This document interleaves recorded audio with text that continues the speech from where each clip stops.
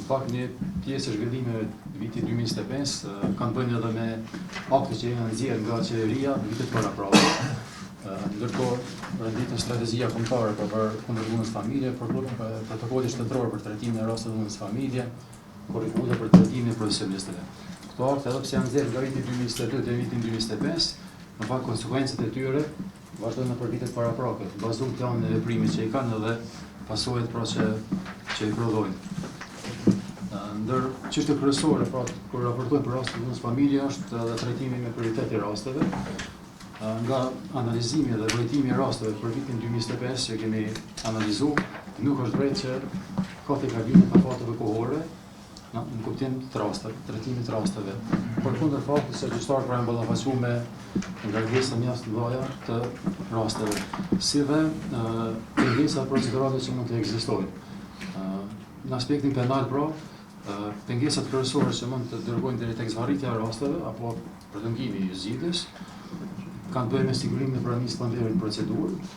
Përkundër faktit se gjyqtarët caktojnë rastet në kohë, atëherë mbetet nga ndihma organeve të tjera që të përfundohet rasti. Një pikë kryesore është edhe strategjia kombëtare për kundërdhunës familje, e cila shtrihet për përgjatësitë 2022-2025.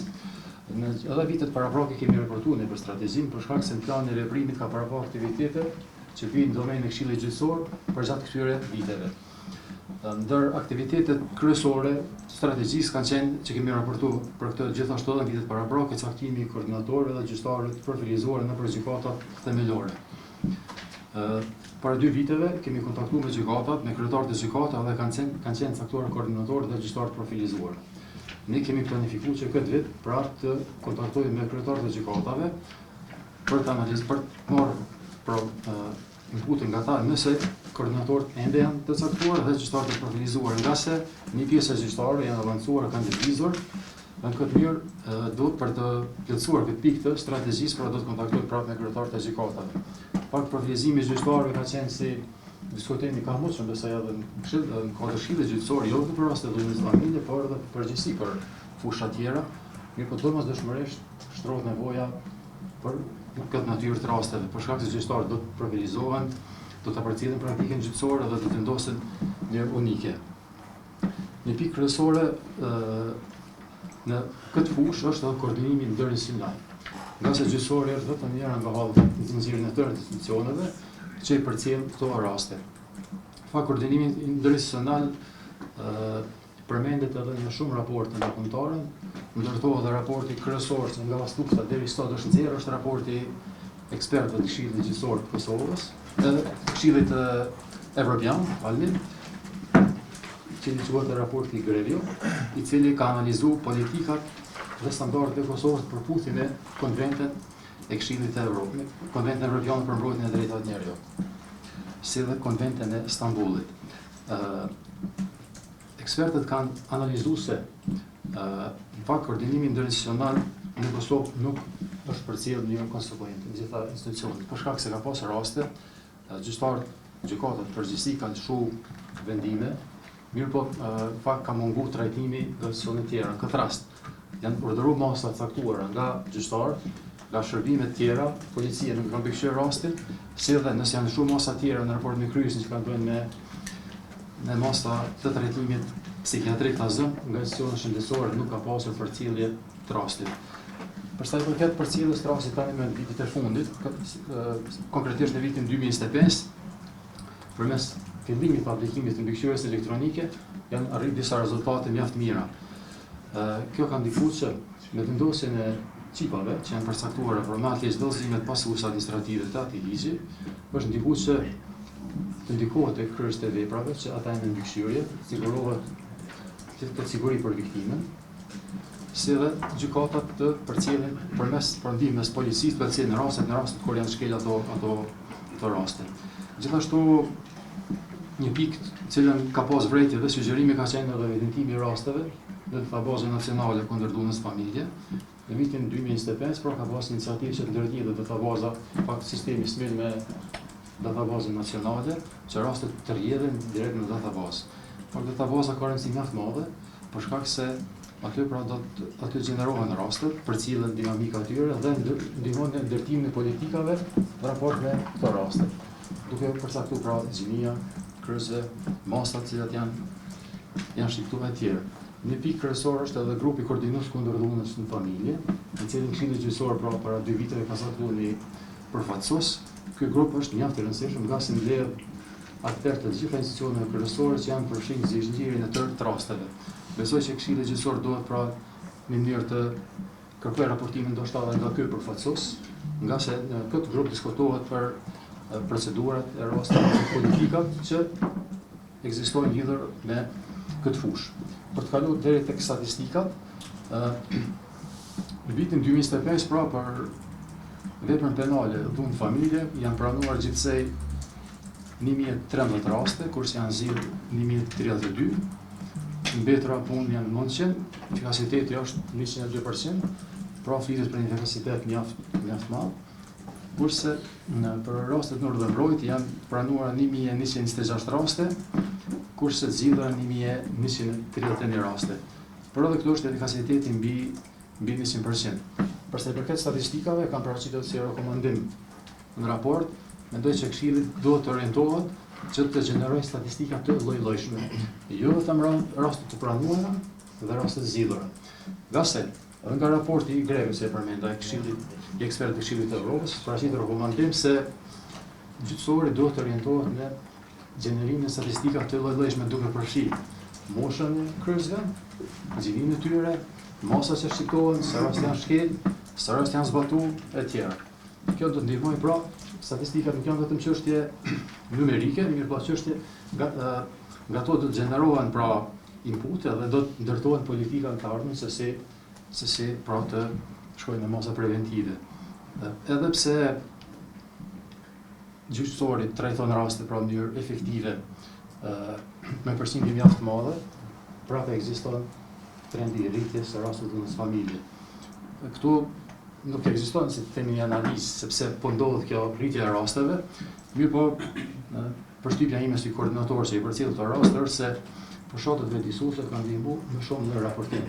Pra, nëse në vitin 2020 ka qenë pranuara 670 raste, ekziston 2 fishë i rasteve në këtë vit.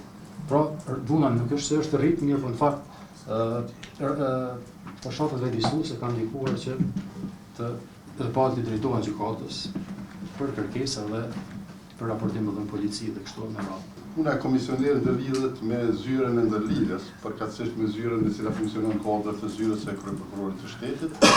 Ne kemi takime permanente dhe të përhershme me këtë zyrë dhe me kryesuesin e kësaj zyre, i cili eventualisht na raporton për parregullësitë apo për problemet apo sfidat që ballafaqohet kjo zyre me rastin e monitorimit të aspekteve të përgjimeve elektronike. Ju e dini që përgjimet janë dy lloje, përgjime për nevojat procedurës penale dhe përgjime për nevojat të sigurisë së shtetit, përkatësisht që i kryen agencioni AKI-a, agencioni për inteligjencë. Dhe kjo me një farforme do thotë janë ato komunikimet më të shpeshta ne i bëjmë përmes zyrës së ndërlidhjes. Kem thash takimet pothuajse permanente dhe kemi bërë edhe kontrollimet kuptimin e plot fjalës që thuhet sipas ligjit, me qëllim që të shohim se apo shkon mirë procesi i përgjimeve elektronike dhe me një farforme kemi konkluduar sa herë që kemi shkuar që gjitha ato parametra dhe gjitha ato dokumentacione dhe regjistrimin e librave përkatës është në formë mjaft të mirë mbajtur dhe me një farforme nuk kemi hasur ndonjë problematik në rastin e përgjimeve elektronike. Ju thash edhe një herë, gjitha ato, edhe rekomandimet, edhe raportin e keni në formë të shkruar, eventualisht jam i hapur për ndonjë pyetje, për ndonjë sugjerim, për ndonjë vërejtje nga anëtarët e Këshillit, mirëpres, nuk do të zgjas më shumë edhe për shkak të kohës, ndoshta për shkak të aspektit publik të këtij. Faleminderit. Në fakt raporti përmban edhe numrin e gjitha rasteve, si shifër, në fakt kemi edhe tabelën e... Po, është edhe aspekti krahasues, do të thotë me vite, mirë po s'po duhet shumë në detaje për shkak që janë një orë edhe anëtar të Këshillit. A ka dikush ndonjë pyetje? Nëse ju atë në fakt na kemi pas një se ka qenë që kemi pas raportim për ju të shkurtash në dy raste të fundit. kemi diskutuar besoj që ashtu siç përcaktuar do të jetë edhe formale procesi i mbështetjes në këtë rast brenda pak ditë, nuk është harru, por ka pas një proces të zhvilluar, ta themi kështu, por disa përgjithësi që kanë qenë sekretariatet të njësisë, dhe besoj që këtë muaj do të kemi edhe konfirmimin kush është zyrtar të komisionerit këtë rast. Qose në ka dikush ndonjë pyetje, unë po fjalën për gjyqtarin Lëreshan për raportin, po dhe për prezantimin në takimin e sotëm, dhe ligën e lirë me lëviz kur do që progresoni. Komisioni për vlerësimin e performancës përbëhet nga 13 anëtarë të rregull dhe 3 anëtarë rezervë. Mirë po, gjatë vitit 2025 kemi pasur gjithsej deri në shtator 11 anëtarë gjyqtar, dhe nga shtatori 10 anëtarë duke përfshirë edhe unë sekretari këtij komisioni, që do të thotë kemi vepruar në mungesë të 6 anëtarëve të komisionit. Mirë po, Komisioni për vlerësimin e performancës ka realizuar planin e punës për vitin 2025 me sukses, duke synuar ngritjen e efikasitetit në sistemin gjyqësor në përgjithësi dhe gjyqtarëve në veçanti. Komisioni ka vepruar në atë mënyrë që vlerësimi të bëhet në pajtim me parimin e lishmërisë, objektivitetit, transparencës dhe barazisë, me qëllim që të garantohen mundësi të barabarta për zhvillimin e karrierës së gjyqtarit. Në përputhje me ligjen për Këshillin Gjyqësor dhe rregullorën për vlerësimin e performancës së gjyqtarëve, Komisioni gjatë vitit 2025 ka mbajtur 9 seanca plenare në të cilat janë diskutuar dhe aprovuar gjithsej 103 raporte të vlerësimit të performancës së gjyqtarëve me mandat fillestar me qëllim të riemërimit, pastaj vlerësimit sipas metodës random dhe ngritjes në detyrë, 46 vlerësime të gjyqtarëve pas përfundimit të trajnimit fillestar, 12 mujor në Akademinë e Drejtësisë, që do të thotë se gjatë vitit 2025 janë kryer 149 vlerësime të performancës. Nga 103 raporte të vlerësimit të performancës janë parashtruar 17 kundërshtime. Për këto kundërshtime, Komisioni ka nxjerrë gjithsej 17 vendime, prej të cilave një kundërshtim është hedhur si paraqitur jashtë afatit, 7 kundërshtime janë aprovuar pjesërisht, ndërsa 9 kundërshtime janë refuzuar si të pabazuara. Pas refuzimit të një kundërshtimi ka parashtruar ankesë dhe e cila i është dërguar Këshillit dhe i është aprovuar në tërësi nga Këshilli Gjyqësor. Komisioni ex officio ka bërë edhe një ndryshim plotësim të një raport të vlerësimit të gjyqtarit vlerësues, duke i shkruar në një pikë në njërin nga kriteret. Vlerësimi i performancës përbën bazë për ngritje dhe uljen në detyrë, riemërimin e gjyqtarëve, iniciimin e procedurës për shkarkim dhe Komisioni ka vepruar konform kësaj përgjegjësie, duke rekomanduar ndjekjen e trajnimeve shtesë për gjyqtarë me qëllim të përmirësimit të mëtejnë të kapaciteteve profesionale dhe adresimit të mangësive të identifikuara gjatë vlerësimit. Në këtë drejtim, 2 gjyqtarë janë rekomanduar në trajnime shtesë të detyrueshme si rezultat i drejt për drejt i vlerësimit të performancës së tyre.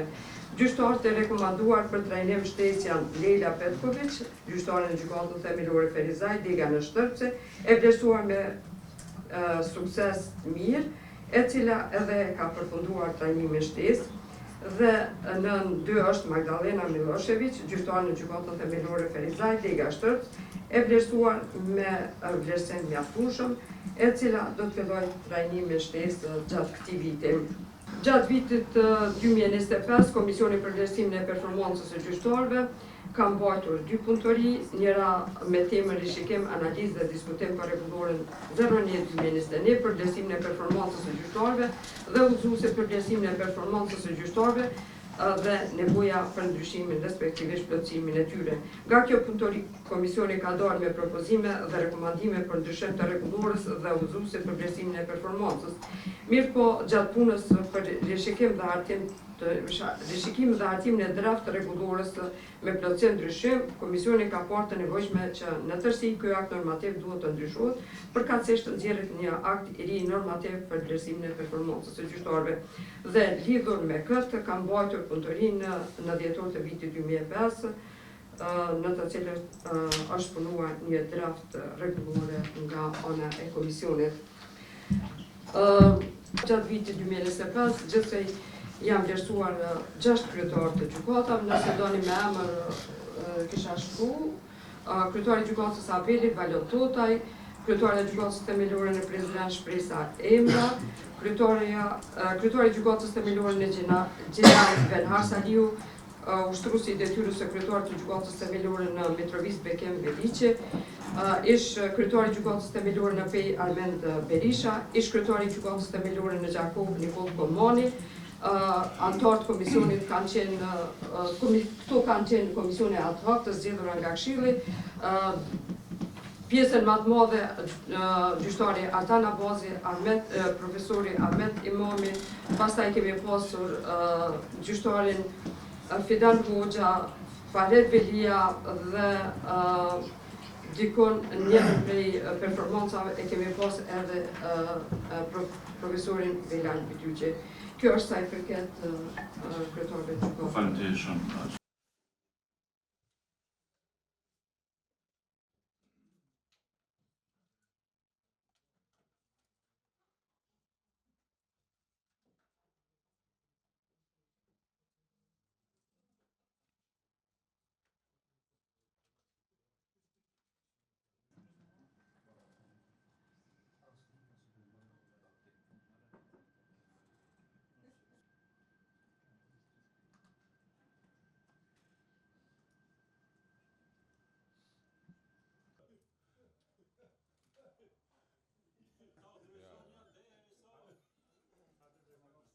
Видишь, в основном.